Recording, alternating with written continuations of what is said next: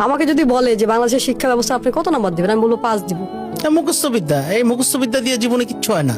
আমাদেরকে কি শেখানো হয়? উত্তর মুখস্থ করা। এটা কোথায় কাজে লাগাবেন? আপনাকে আমি যদি বলি যে বঙ্গবন্ধু কত সালে পৃথিবীতে এসেছে, কত সালে গিয়েছে, এটা আমার লাইফে কি ইম্প্যাক্ট ফেলে? কিচ্ছু হবে না এইসব জেনে। এই সাল আমি মুখস্থ করে কি করব? রবীন্দ্রনাথ কত সালে কি করেছে, তার কয়টা বই আছে, ঘোড়া নাকি শেষের কবিতা, লাভ কি আমার জীবনে? প্রশ্ন করা শেখায় না। বাট আপনি দেখেন, যেখানে যান, ইউটিউবে গেলে আপনাকে প্রশ্ন করতে হবে, চ্যাট জিপিটিতে গেলে প্রশ্ন করতে হবে, জীবনে যা চান প্রশ্ন করতে হবে। আপনি কোনো কিছু জানতে চাইলেই প্রশ্ন করতে হবে। সো উইদাউট কোশ্চেন আপনি কিভাবে বড় কিছু হবেন?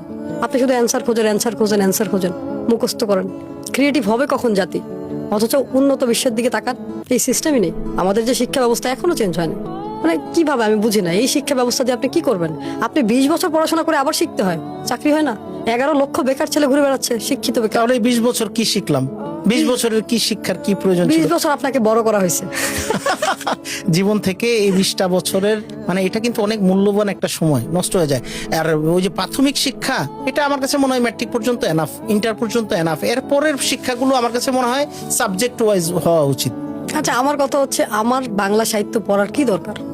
এই সাবজেক্টটা কেন রাখতে হয়েছে? আচ্ছা, না, যদি কবি টবি হতে চান তাহলে সে সাহিত্য পড়ালেখা করেন আপনি। এটা তো যার যার চিন্তা ভাবনা। এটা আমার কথা হচ্ছে, তার মনে কি চায়। সে যদি ডাক্তার হতে চায়, আমি মনে করি তাকে 5 থেকেই সায়েন্স পড়ানো উচিত।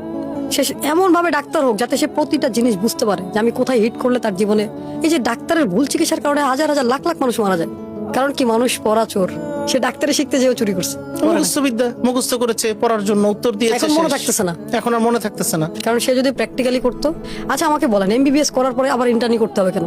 তার জীবন থেকে কতগুলো সময় নষ্ট না? তাহলে এমবিবিএস এ কি শিখাইলো তাকে? মাস্টার্স পাস করে আবার কম্পিউটার কেন শিখতে হবে? মাস্টার্সের পদ্ধতি মাস্টার্সের ভেতরেই থাকতো ওই সাবজেক্ট গুলো।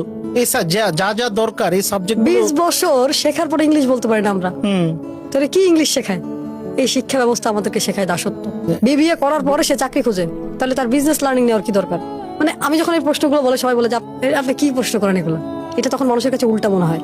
বাট আমি যেটা বলছি ইটস রাইট, কারণ আপনাকে সমাজ এমন ভাবে ট্রেন করছে, আপনার জীবনটা ধ্বংস করছে।